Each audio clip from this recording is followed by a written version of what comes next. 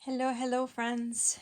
Jade here, 310 Stitcher here on YouTube, Instagram, and Facebook, although I'm not very active on those other platforms. I thought I would do another stitch with me today. I'm going to be working on Sunset in Venice, and it is artwork by Dominic Davidson.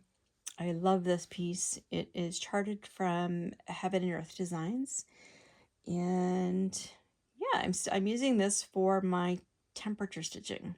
So although I've got a goal for this month of March to do monogamous March with my grand library, I still want to, I need something else in there as well, because I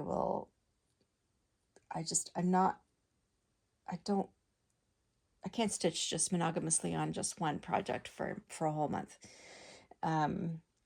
Tried that for a week and a half and I was totally burnt out on that project. So I'm going to be adding this project. So I'll do my temperature stitching on it.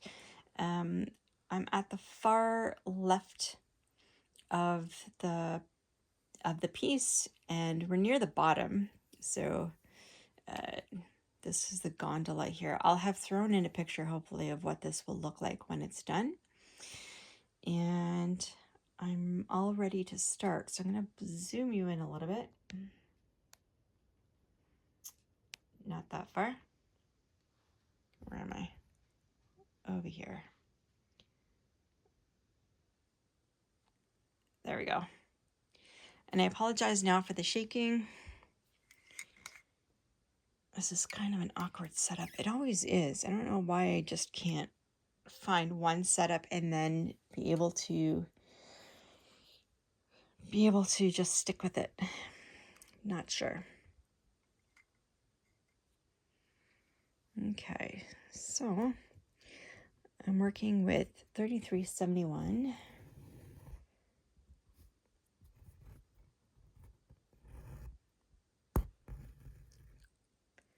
There's a little knot there.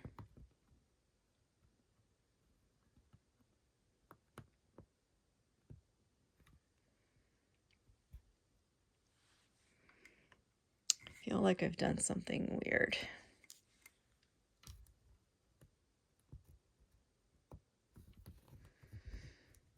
I don't like that stitch. Well, we're not starting off on a great note here. But for some reason it is, see what's happening? There's something sticking out.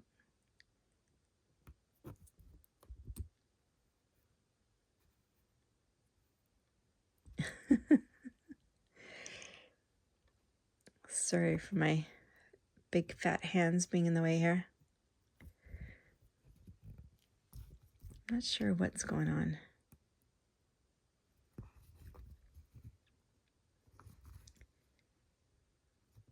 Maybe I can push it in.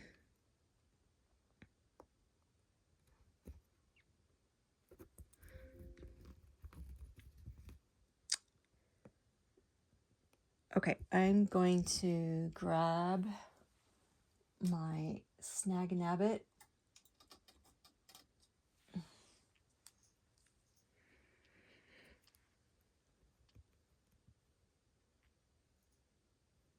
Let's see if we can't just pull that down to the backside.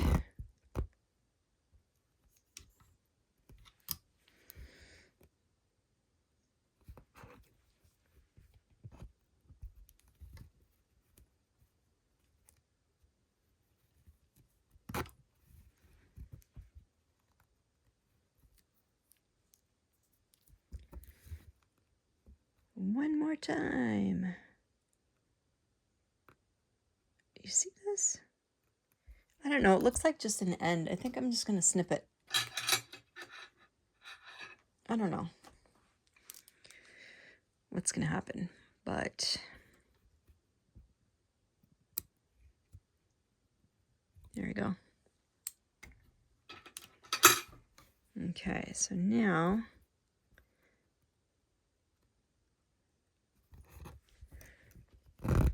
this this was not a very auspicious start.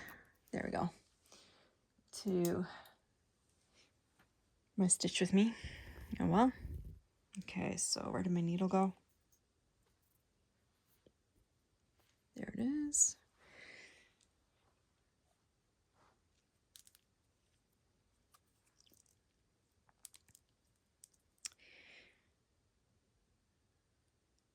So I decided to try an experiment and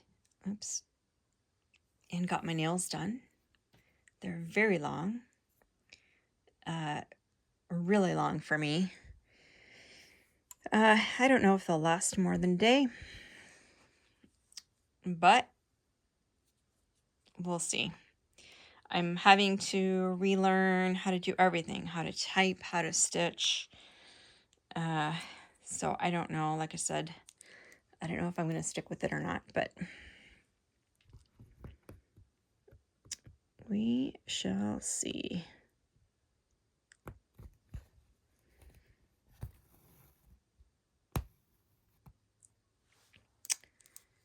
Oh my gosh.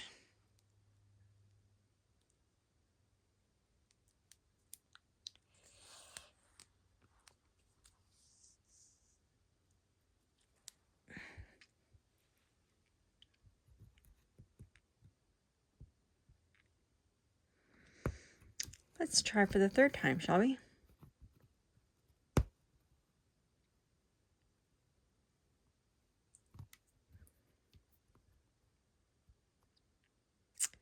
Yeah, so when you have long nails, it's weird because when I have short nails, I tend to grip the needle this way, but with these nails, I cannot do that. So, or I try, but it's just not being very successful. Oh my gosh.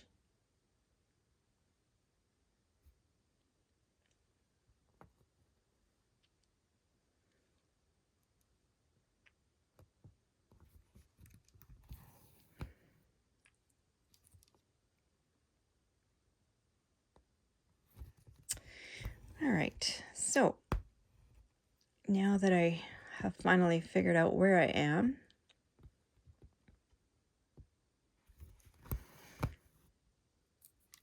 okay, so in case you haven't visited me before, normally, I would like to say normally things are better than this. But, you know, it's real life. So sometimes things are more organized, work out a little bit better, and sometimes they don't. So this project, I am working on 25 count even weave. Sorry, I'm just looking where I am here.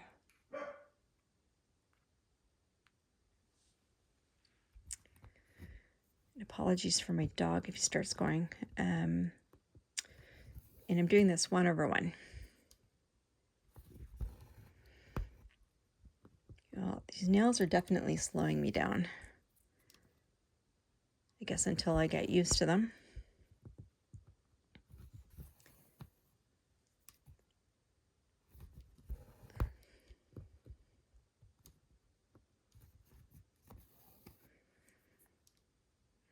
Okay.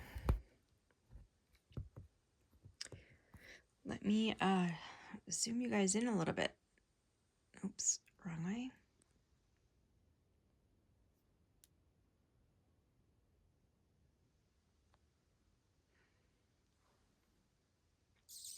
I don't know if that's helpful.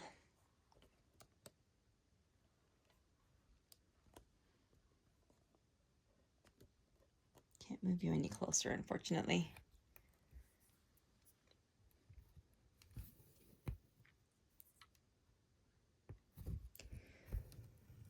Okay, so what did I want to talk about?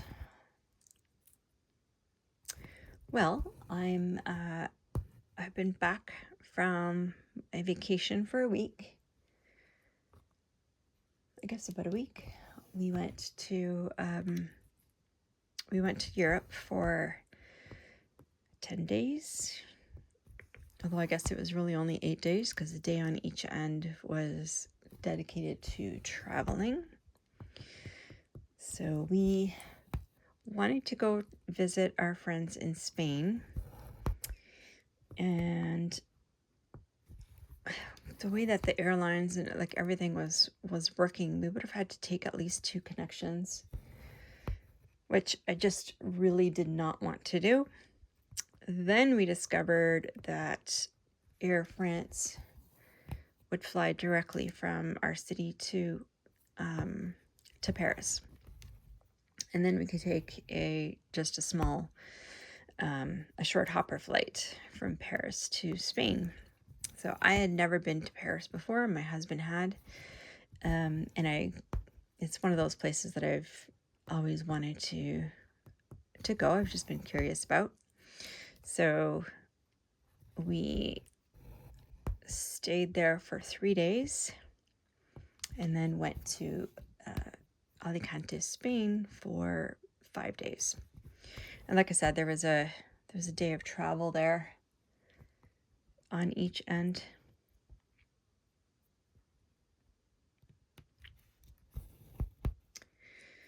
So going there,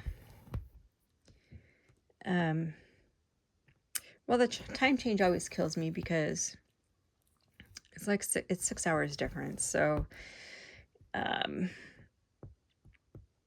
you know, going there, we were basically up, like when we got there, we were basically up for 36 hours, no sleep. Like we arrived in the morning, but then in order to acclimate to the time change quicker, we just stayed up as long as possible. So I think we went to bed at like 10 o'clock at night.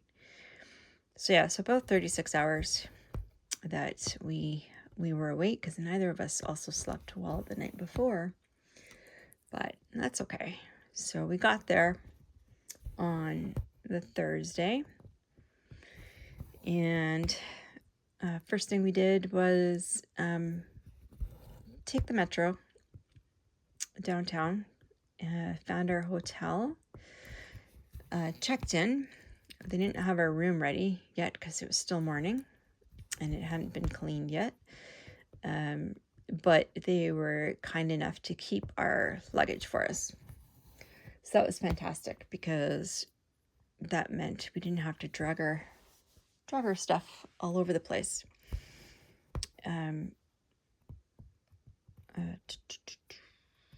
I can tell that this is a day where I'm going to have a little bit of trouble with my eyes. So I'm going to have to mark off pretty frequently. So when I pause, that's what I'm doing. Anyway, okay, so we dropped off our stuff at the hotel, and then we went to go have breakfast, first of all, because we were both hungry. For us, it was really like mid-afternoon, right? Or early afternoon, so it was kind of a breakfast lunch kind of deal. From there, so we just went to a little cafe just for something really quick. From there, we went to the Louvre. It's also somewhere that I've wanted to go for quite some time. So went to the Louvre, and it was funny because it was so weird. So we took the metro everywhere. Like we must have taken the metro over those 3 days. We must have taken the metro at least 30 times. We basically used it everywhere. The only time we didn't was when we had to go to the airport at 5:30 in the morning, and then we called an Uber just because I couldn't deal with a 45-minute train ride at that time in the morning and dragging our suitcases down the street to get to the metro and blah blah blah. So when we got to where the Louvre was, we were underground, right? Everything's kind of connected underground. And so we saw the signs for the Louvre and we walked towards them, and then we saw a huge lineup. So we lined up, and then we realized that that was only the line for people who had reservations. And we couldn't figure out, like, there's no sign. This is something that I noticed just in general about Paris. There's no signs telling you where stuff is. So anyways, we had no idea where the non-reservation line was. We couldn't find it. It turns out it was outside. But anyways, what we decided to do was just buy tickets. So we literally reserved tickets online while we were in the line. And I'm glad we did. I'm really glad that we got there in the morning, because by the time we left, both lines were just incredibly long. I'm sure people were waiting for like 2 hours just to get in. We had waited maybe half an hour tops. So that was kind of nice. So first thing we did was go see the Mona Lisa, of course.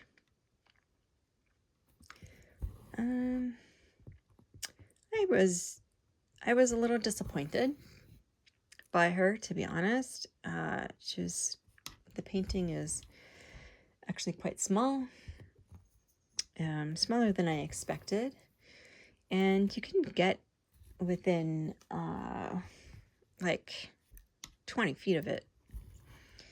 So, and even then, the crowds just trying to look at it were incredible, and people were taking like 50 pictures, and just blocking everyone's view. So anyway, stayed there for a few minutes, took our requisite photos.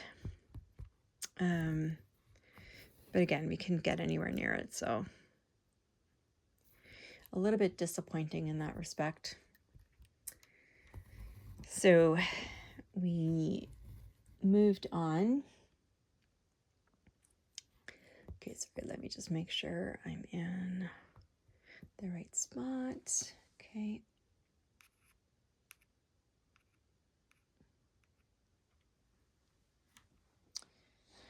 The other thing that's an issue with these long nails is that trying to tap anything on my phone or on Markup RXP is a challenge. So just got my pencil to do that. Okay.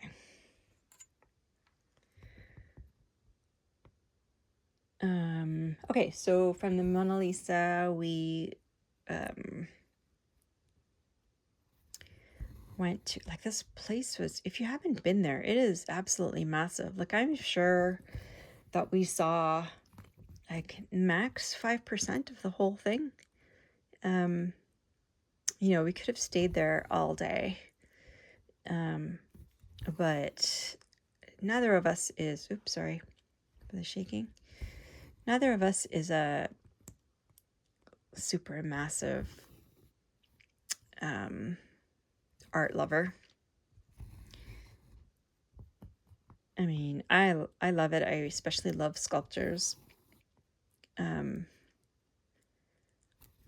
But I'm not somebody who will stare at a painting for a long time.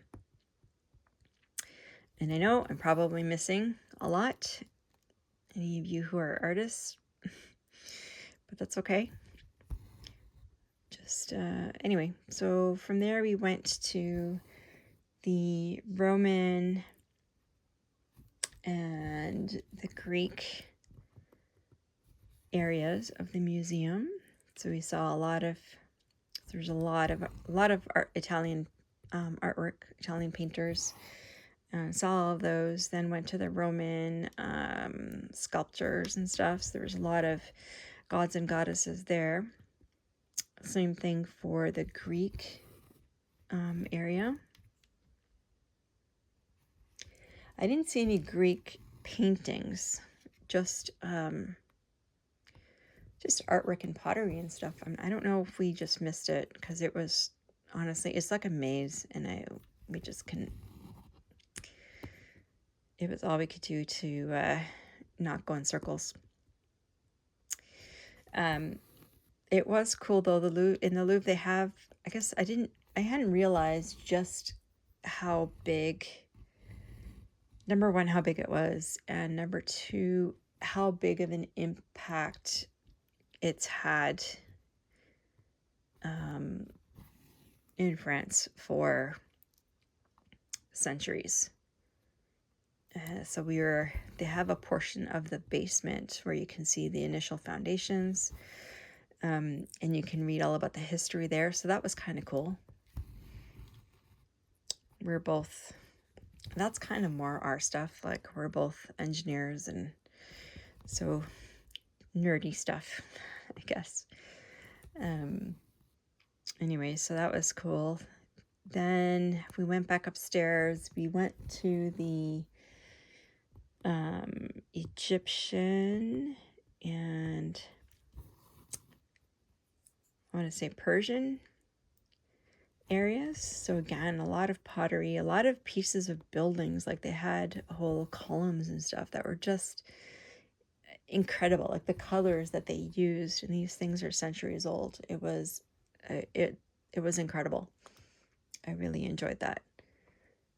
One moment. So, gotta mark off.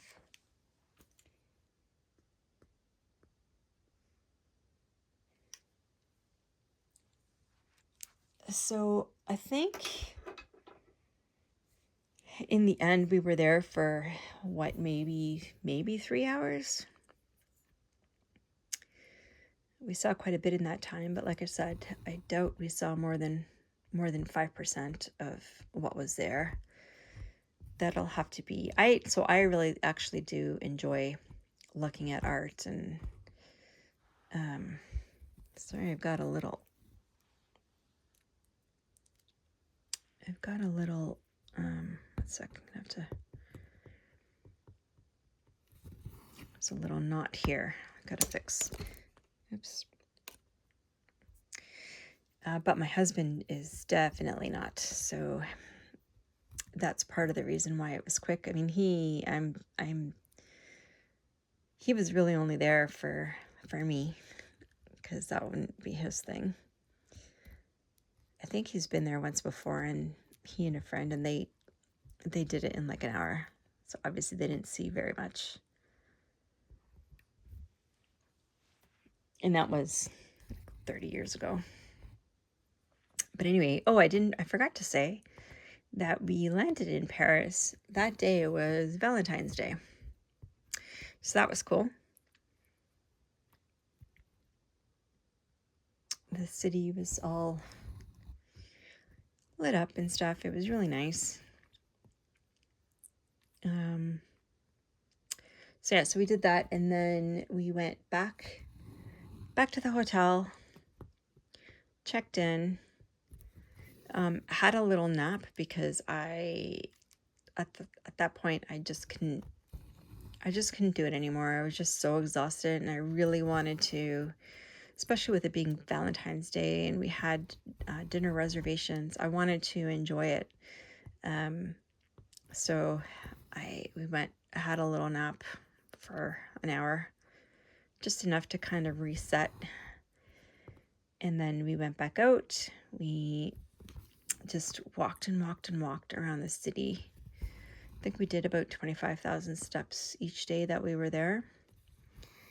In the evening, like I said, we went to this really cool restaurant for authentic French food. It was very odd. It was very good, but it it was just very different. We had these drinks called Bartender Special, and I ended up having 2 of those because they were really yummy. At the restaurant, so it's all set up for Valentine's Day, as I said, and they had all these like little candles on the tables. And when you know it, at one point we were just looking around because they also had a speakeasy there, and all of a sudden I smelled something like plastic burning, and my husband had put his napkin on the table because he was going to the restroom, and it caught fire. So it was just a little fire, but it did make a hole about the size of a toonie in the napkin, and it stank. Oh boy! So they weren't too happy with us, but probably thought, oh my god, these terrible tourists, go back home. Oh well, it was an accident.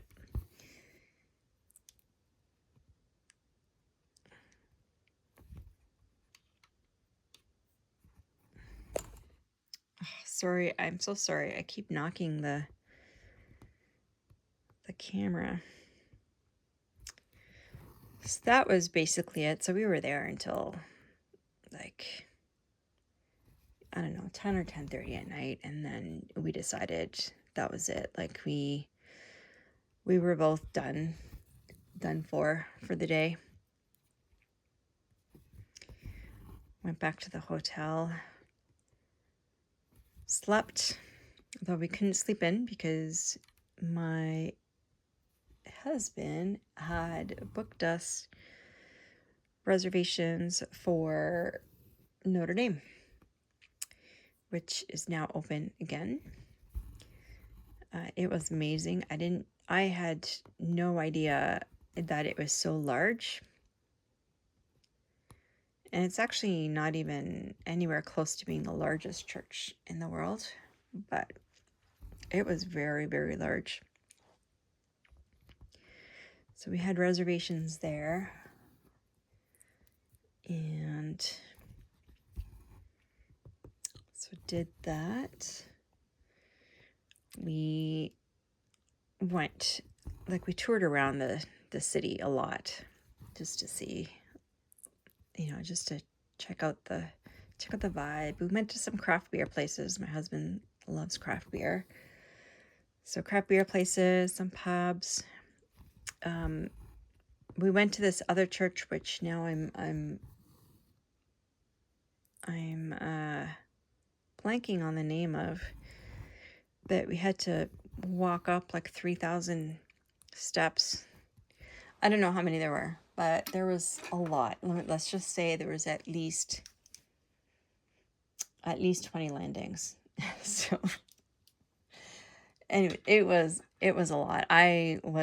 By the time we got to the top, I was huffing and puffing, and I wasn't the only one. Okay.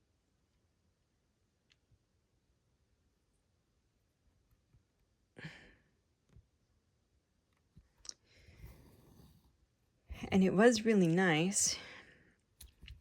The church was beautiful, and it's built on, I think, the highest point. I don't know if it's the highest point in all of Paris, but it was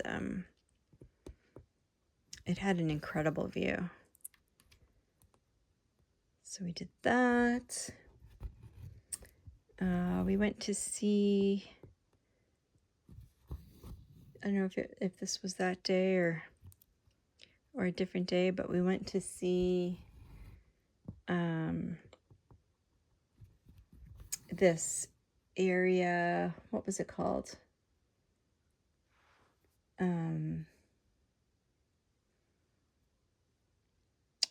Basically, it was like, I don't know, called Lover's Lane or something like that, where there was I love you written in like 360 languages or something.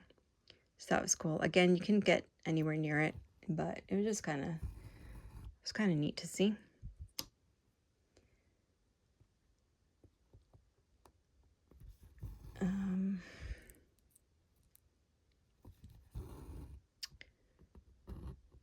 The next day, we did a couple of things. We went to two more churches. One was called, I'm sorry, just one more church. We went to Saint Chapelle, which was incredible. This church basically, let's say it's 3 stories high. So the bottom story didn't have much. It had, I don't know if they ever had services there, but it was the second story, second and third. So the second story was 2 stories high. So if that makes sense to you.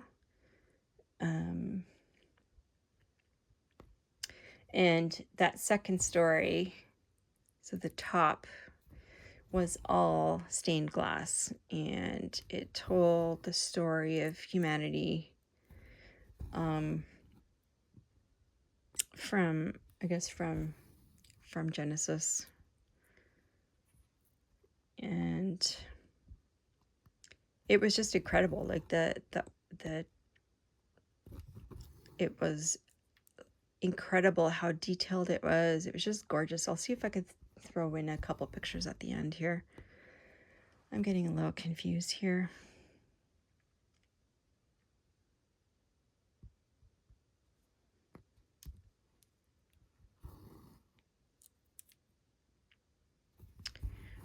Talking and stitching apparently is a challenge.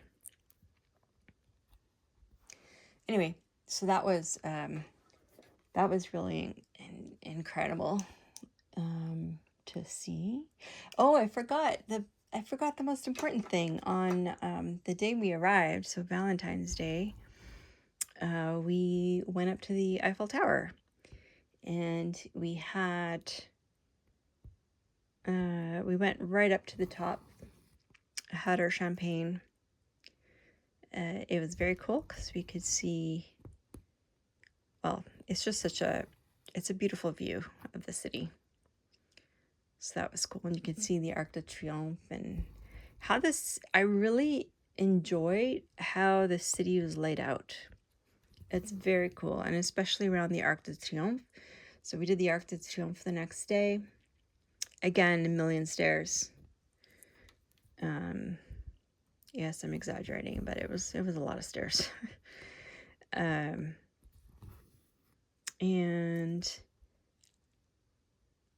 Yeah, it's very cool how the city is laid out, especially around the Arc. So the Arc is kind of in the middle, and then all of the city blocks are kind of laid out in pie shapes, so kind of wedges of a pie around it. So it's kind of like all road leads to the Arc de Triomphe. So that was, I enjoyed that. Mark off.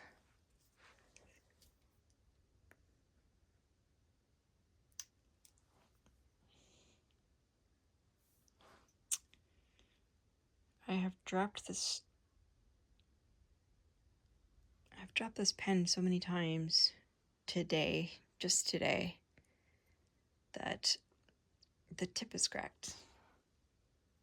I don't know if I can buy more nibs or what.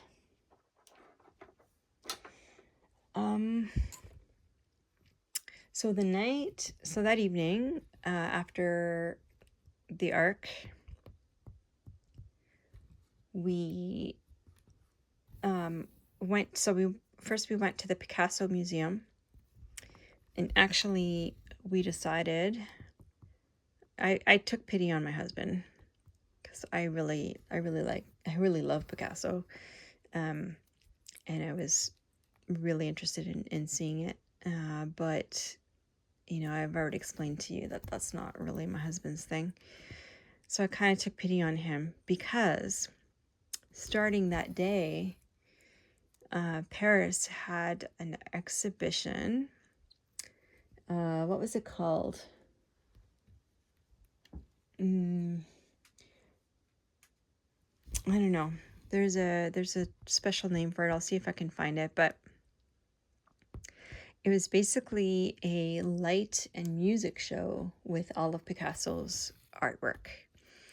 And so we decided to go to that instead, just because well, it's more interactive and there's just a lot more going on, and I thought my husband would enjoy that a lot more. So it wasn't short, it was over an hour, I believe. And it was just incredible. Like, they did an amazing job of it. It didn't matter where you looked. You're kind of in a big, just a big building with just some, a few benches to sit on here and there, so you could walk around. But basically every surface that you looked at, whether it was the ceiling or the floor or all of the walls, had something going on, had some of Picasso's works showing. And like I said, it was all set to music. It was amazing.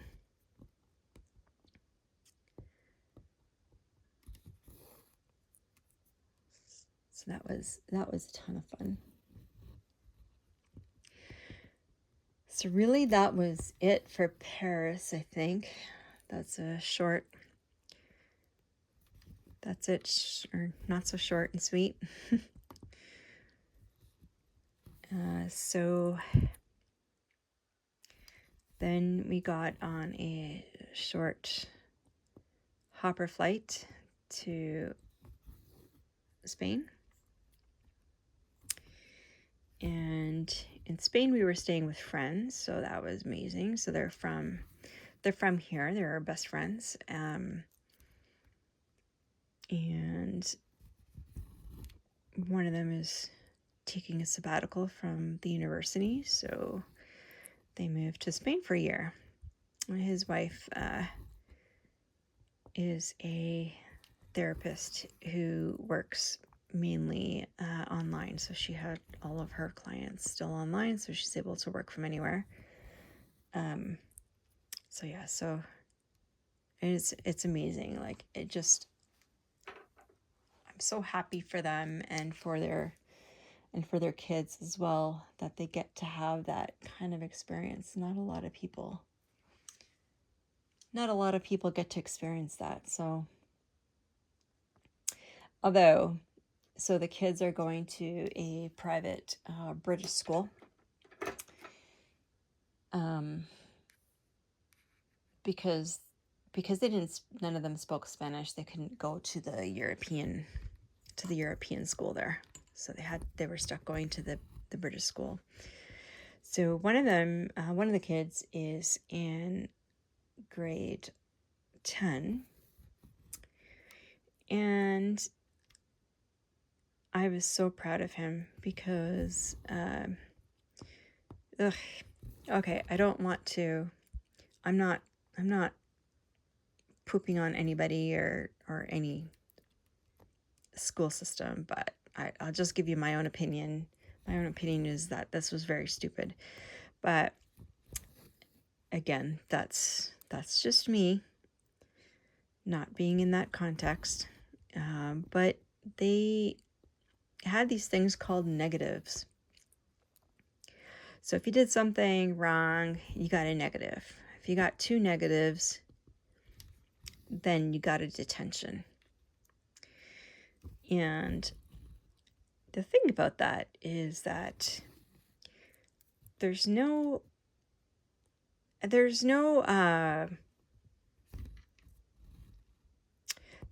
differentiating someone punching another kid in the face versus forgetting their school book, right? They're different, like, but they're both negatives. They're both equal. So one of the kids had to do a presentation, and he did this all on his own. But I was quite proud of him for standing up for himself. But yeah, he basically did the presentation on why that's such a silly system, and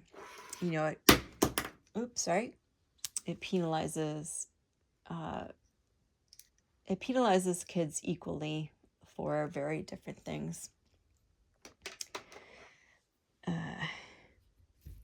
Anyway, so that was interesting. And so guess who had a call with the teacher that afternoon, where the teacher tried to explain to the mother, to his mother, why the system is in place. And it just, anyway, it just doesn't make any sense. It just makes no sense.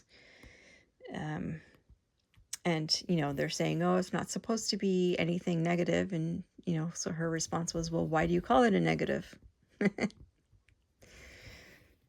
Her son had forgotten. He'd brought his book to school, but he just brought the wrong book to class. And instead of just letting him go get it in his locker, they gave him this negative, which then meant he had a detention on Saturday. Anyway. Alicante, Spain was very different than what I expected. I expected it to be similar to Italy. A lot of greenery, a lot of rolling hills. Well, there was a lot of hills for sure and mountains, but it's pretty much a desert, which also is different from other places in Spain that I've been to before. Been to Valencia, which is not that far. Been to Barcelona, to Mallorca, and none of those were really deserts. So I was a little surprised. Temperature was not absolutely fantastic. Well, the cool thing about Alicante actually is that their temperature, they don't really have 4 seasons. Their temperature stays within 10 degrees Celsius all year round. The difference, so it was cool when we were there, but not freezing. Like Paris was freezing.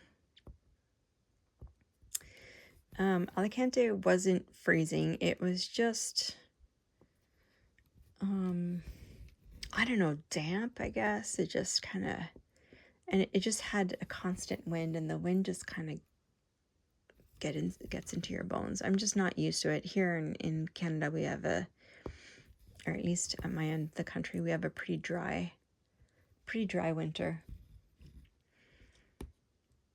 Which is why my hands look like crap right now, because super dry. I keep putting cream, and I still have some cracked skin and whatnot to deal with. Anyway, so what did we do in Spain? So the part in Spain, we wanted it to be more of a relaxing. There are definitely tourist things to do there, and I'll tell you about a couple of them, but really, we were there to see our friends, so we didn't want it to be super crazy busy. Sorry, I'm just marking off here. So we went to the beach. I went one day with our friends, just sat on the beach.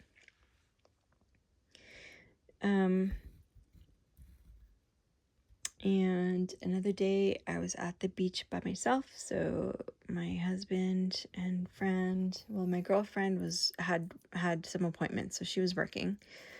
Her husband and my husband went golfing. So I said, that's absolutely fine. Just drop me off at the beach and I will sit, and I will sit and stitch for a bit by myself. So that's what I did. I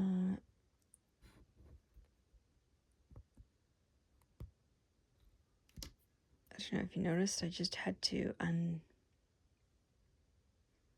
that was correct. Okay. Just had to unstitch a couple things. So yes, that was great. Another day, you know, again, there was the guys went out to do some stuff, and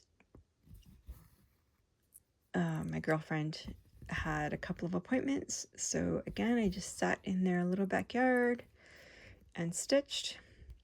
Actually got more stitching done than I expected. I only brought the one with me. I brought Saga by Long Dog Samplers, and I only brought one of the two colors with me. So I didn't bring the color for the archways, which is a dark charcoal, $37.99. I brought the silk with me for everything that's inside the arches. And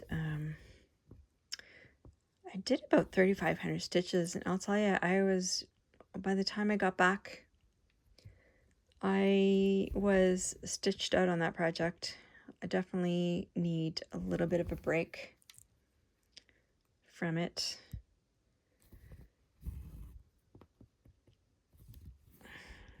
So I'm just, well, I already knew that I'm not a monogamous stitcher. I kind of had to be on our trip because we only brought carry-ons. So everything had to be compact.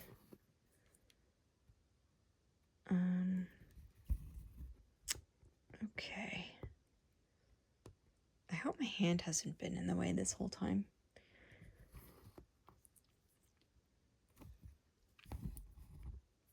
And I really apologize for the shaking.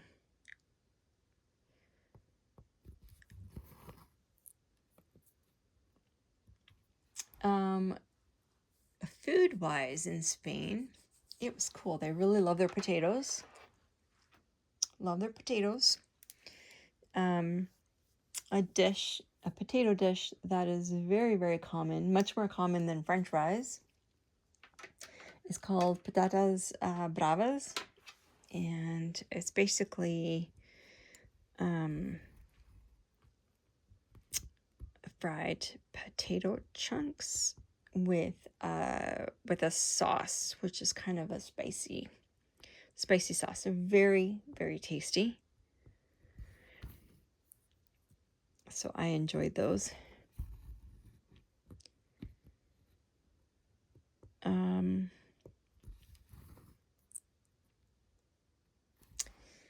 What else?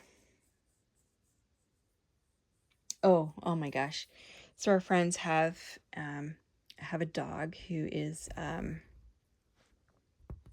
she's part Saint Bernard and part actually, hang on a second, let me just see where I am here. Great, there's that. So I'm over here.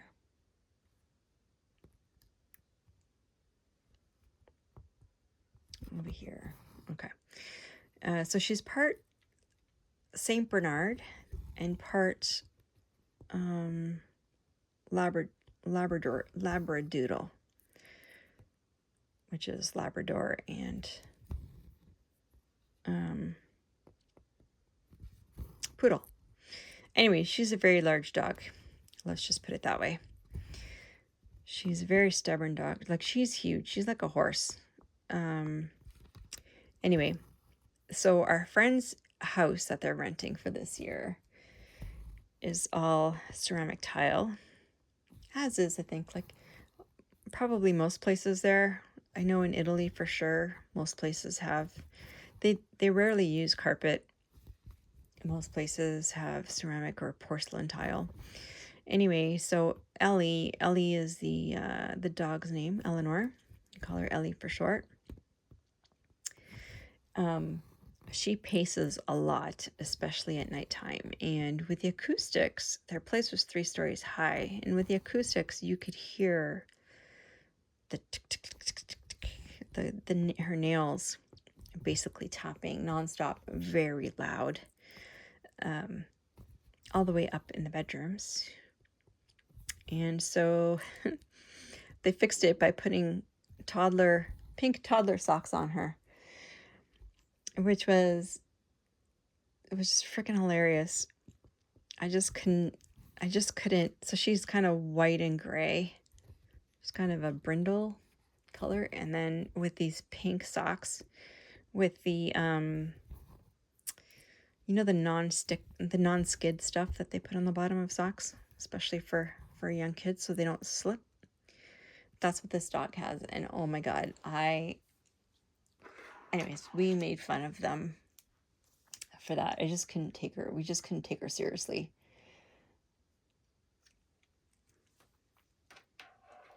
Hilarious. We did a lot more evening stuff in Spain than we did in Paris, but our friends basically took us to their favorite places. So we had amazing tapas.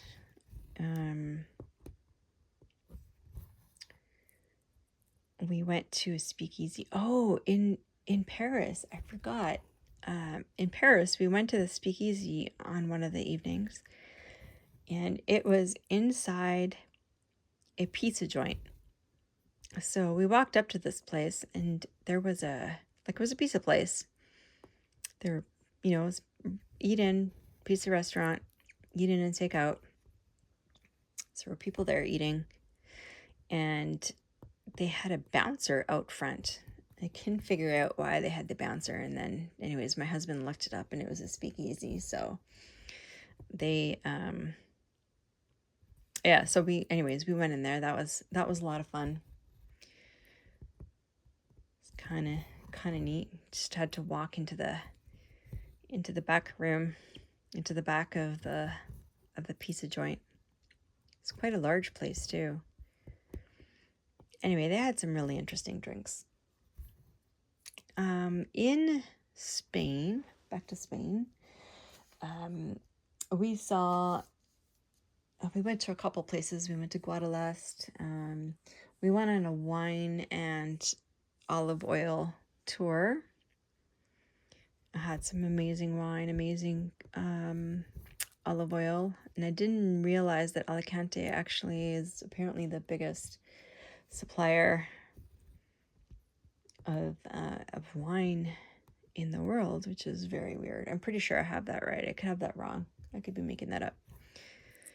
But anyway, it was really yummy. We went to a Moroccan tea house, which was very cool. I've been to a Moroccan restaurant before, but never a tea house. That was very, very cool. I really loved that. This place was massive, massive, massive, and all you could get there was tea. So they had, I don't know, 30 or 40 different types of tea that you could get, and baklava. And that's it. That's all they had. And it was very cheap. I don't know how they make any money. But the thing was, like, the place was like a maze. It was incredible. So that was fun. One other thing that was really cool is we went to a burgers and tattoo place.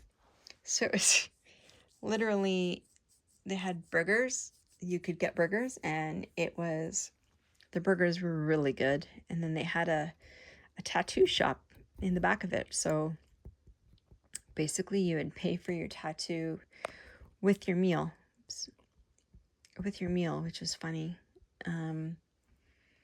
So they weren't doing like huge tattoos. They were doing like maximum 4 to 5 centimeters. So not tiny, but not very big. So only one of us got a tattoo there.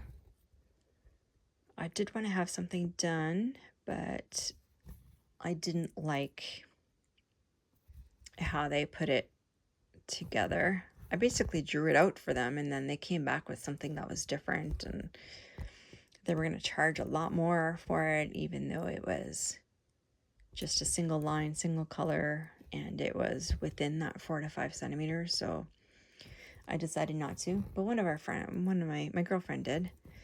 My husband and his friend actually did go get. Well, his friend got one tattoo, so they got matching tattoos. As something that's quite meaningful to both of them. And my husband got a related tattoo to that tattoo, so he got 2 tattoos that night. So it was kind of funny. So he went from 0 tattoos to 2 in one night. So that was fun. And we went to Santa Barbara Castle, which was very cool. It was a massive castle. I'm used to kind of the Italian ones, which aren't terribly big. But this one was incredibly large. That was a lot of fun, and they have it really well set up so that you could read all about the different parts of the castle, and what they used different parts for, and time frames and all that kind of stuff. Anyways, it was really neat. We didn't get to walk on top of the wall down to the town, so that it was closed, unfortunately, but that would have been fun. It's kind of a parapet, sort of 2 feet wide. That would have been a bit nerve-wracking. It kind of reminded me a little bit of if you've read the book,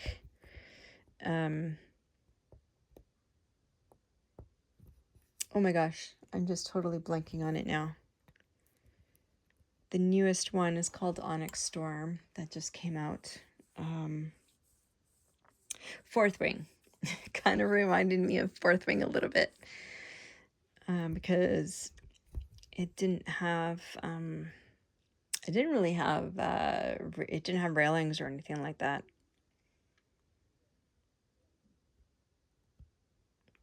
And it was kind of a windy day, so that's probably why they had it closed that day.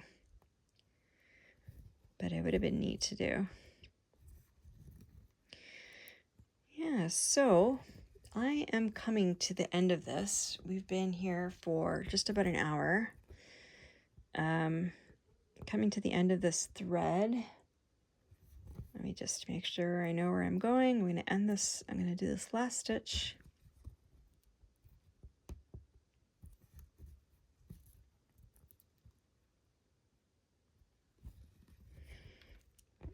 Okay. Let's just secure it back there.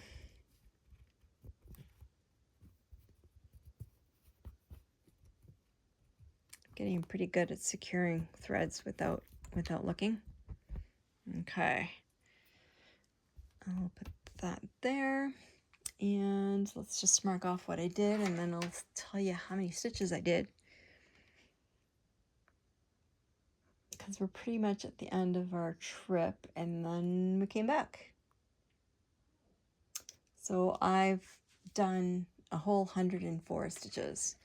So normally I can get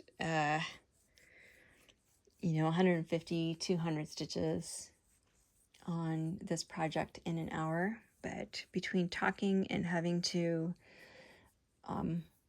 keep looking back at where I was to make sure I'm not in the wrong spot, that was pretty slow going for me. I'm supposed to do about 1,100 and something stitches on this project. I don't know that I'm going to get that this week, considering it's already Thursday, and I'm going to a friend's cottage tomorrow at Mont Tremblant. It's their ski chalet. So yeah, so I probably won't, but I'm not stressing. For the temperature stitching, I'm just trying to get done as much as I can get done.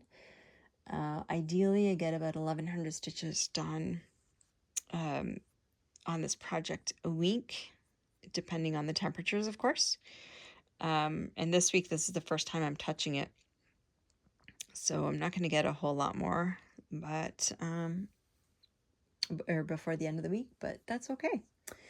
So I hope you've enjoyed this. I'm at, just so you know, I'm at a total of 95,527 stitches on this project for a total of 31.67%. So that's pretty awesome.